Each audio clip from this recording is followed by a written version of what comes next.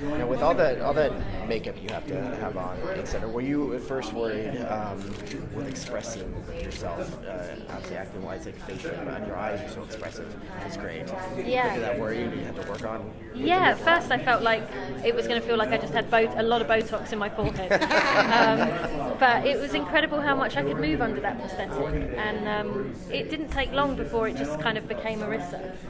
And I really enjoyed that. I really enjoyed kind of morphing into somebody else completely, you know, physically, emotionally, and with the accent and the alien language as well. It kind of really produced something else, and that was exciting. Yeah. Now, Irisa's storyline this season is pretty heavy. Tell me about it. Change the core of who she is? Or... Yeah, I mean, I think you can't really go through something like that without it kind of really changing you. And I think some of the stuff that we'll sort of see as the season progresses, it just gets harder and harder for her. And I think it really just can only end in one place for her, really, and it's just more kind of darkness. But hopefully they'll be singing Johnny Cash again soon. That's what I'm hoping for. That's my aim. Season 3. So yeah, she's gone on quite a journey. When she came back and kind of lost a little love there that she thought she still had, Yes. maybe waiting for her, how did that affect her, and might there be a love in the near future? You know, I love the relationship at the moment between the three of us, me, Berlin, and Tommy. I think Irisa deserves it, if I'm honest. I shouldn't be saying that, but she expects everything to be there and expects everyone to be there for her no matter what. And I think it's been quite a learning curve to realise that actually they're not always there. But at the same time, bless her, she's not kind of going on a journey for her own, kind of on her own accord. You know, that little girl in the back of the car keeps talking to her, telling her what to do, and she's just responding. So yeah, I think people are going to be quite surprised at how gritty things get for Irisa. Yeah, things get messy. Is there a moment coming up for the rest of the season that you really can't wait for the fans to see? There is actually a scene in episode 11 which sticks out in my mind because it was one of kind of the most intense scenes between Nolan and Irisa, and we didn't get many of those scenes through the season, and so everything kind of built to that moment, and it kind of broke my heart doing it, and his too. It kind of took us days to get over it. But it was a scene that it was necessary for those two, and I felt like it really needed. And you kind of see some of that old Irisa, but kind of also see this troubled Irisa that cannot figure out what's going on. And it's always lovely playing with Gon. You know, we really missed that this season because Irisa has just been so isolated. Yeah. You said at the panel that you guys didn't have lunch that day. Yeah. Oh yeah. We didn't have lunch for a few days after that. It was kind of I don't think we could even look each other in the eye for most of the season because Irisa really just kind of crushed everything that they had built together. And but he's trying to stick by her as much as he can. Yeah.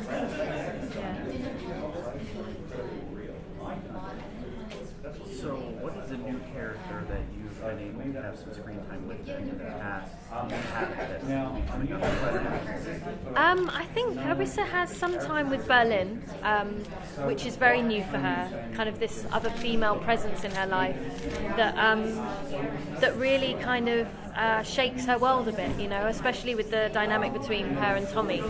And so that's really interesting to play also because it's something that you wouldn't necessarily expect with Irisa. So yeah, and by the end of the season she has to start interacting with quite a lot of people. So you really do get a sense of things changing for her. Yeah. What's been the biggest change for you from last season to this season, either from an approach as an actor or just in your mindset? I think things took a real turn for Irisa in a way that even I didn't kind of expect. And going on to this journey so isolated was really kind of hard for me as an actress as well, because suddenly I didn't have all my like friends around me. I was suddenly on set on my own with the green screen, and yeah, that got tricky, you know, and it got kind of lonely, and so she dragged me down with her. So yeah, it's funny how a character can do that. It can really change your world on set as well. Yeah, so I'm rooting for Johnny Cash season 3.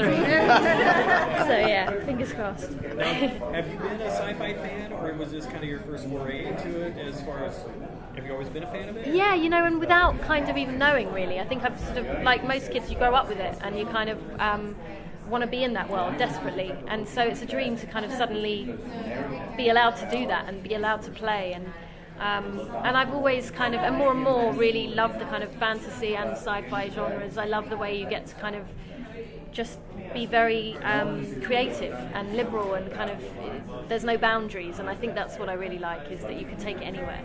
Speaking of no boundaries, now that season 1 is under your belt and you've got season 2 coming, the fans can be rabid. Yeah. Has it taken some time to acclimate to that type of fervor that Defiance has caused with fans? It's amazing. We've been, I didn't realise quite how sci-fi fans are like no other. They really are. It's Very nice. it is.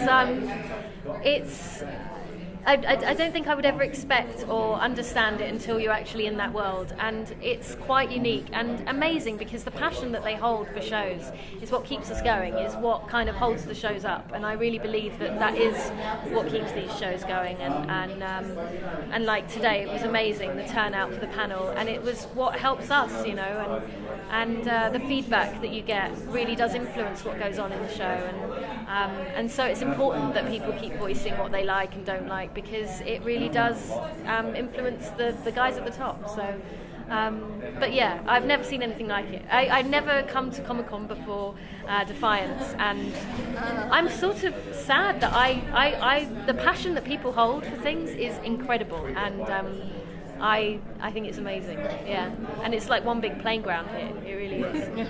I can't imagine San Diego without Comic-Con now. Yeah. Now that you've said that, have you seen something at Comic-Con that just really caught your eye? They're amazing. How did I not spot those? They're very cool. Thank you.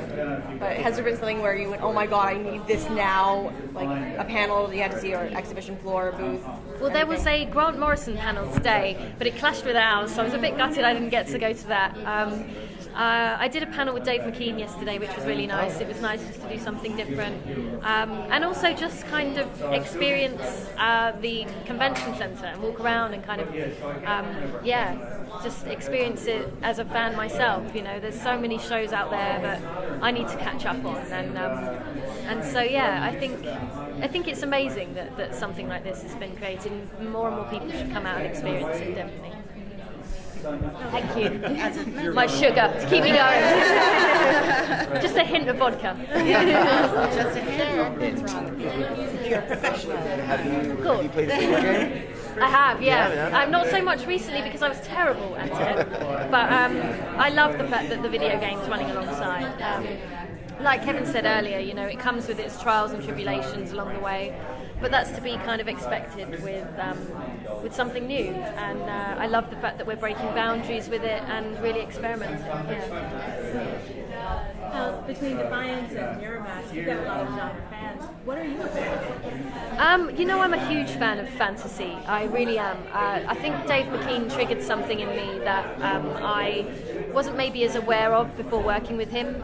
His work is something I admire hugely, and it really opened up again the world that you can kind of really cross the boundaries seamlessly between fantasy and reality, and really and sci-fi does that. Sci-fi, that Defiance does it, and it's exciting for me and creative as an actress to be able to kind of go out there and not have a boundary, and it's liberating, and you can tell a story in so many different ways, and I think that's kind of, I love it, and I kind of hope to do more of it. Yeah. So being at Comic-Con, if you were just coming as a fan, who would you dress up as? Oh, that's a good one. you know, I've seen some really good Batman costumes. I'm tempted. I'm really tempted. I'd be kind of a scrawny Batman, but maybe I could do a Batman / Irisa kind of vibe. But there's been some incredible costumes. There was a Dark Crystal costume last year that blew my mind. I mean, I'm such a huge fan of Dark Crystal that I think maybe something from that. Yeah, Dark Crystal. That's my choice. Yeah. I just remember being sat in front of that. I don't think my mum ever realised how dark it was, and we were like toddlers, and she'd be like, "Watch this," because it was on for hours, and we'd just sit there watching it over and over again, and it was kind of.